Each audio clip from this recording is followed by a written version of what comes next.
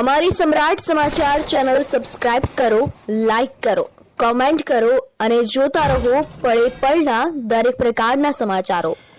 આયુષ્યમાન ભવન કાર્યક્રમ અંતર્ગત તારીખ 12 માર્ચના રોજ તળાજા સરકારી હોસ્પિટલ ખાતે સવારે 9 વાગ્યાથી બપોરે 2 વાગ્યા સુધી સર્વરોગ નિદાન તથા કેસ શોધ કેમ્પ્સનું આયોજન કરવામાં આવ્યું છે। આ કેમ્પમાં સરટી હોસ્પિટલ ભાવનગરના તજજ્ઞ ડોક્ટરો દ્વારા સેવા આપવામાં આવશે, જેમાં મેડિસિન વિભાગ, સર્જરી વિભાગ, આંખ વિભાગ, ENT વિભાગ તેમજ માનસિક રોગના નિષ્ણાત ડોક્ટરો દ્વારા દર્દીઓની તપાસ અને જરૂરી માર્ગદર્શન આપવામાં આવશે। આ કેમ્પનો લાભ લેવા જાહેર જનતાને અપીલ કરવામાં આવી છે। મારું નામ ડૉક્ટર માનસન ડુડિયા, માનસિક અને મગજના રોગના નિષ્ણાત તરીકે સરટી હોસ્પિટલ ભાવનગરમાં ફરજ બજાવું છું। સાહેબ શેનો કેમ્પ છે આપણે?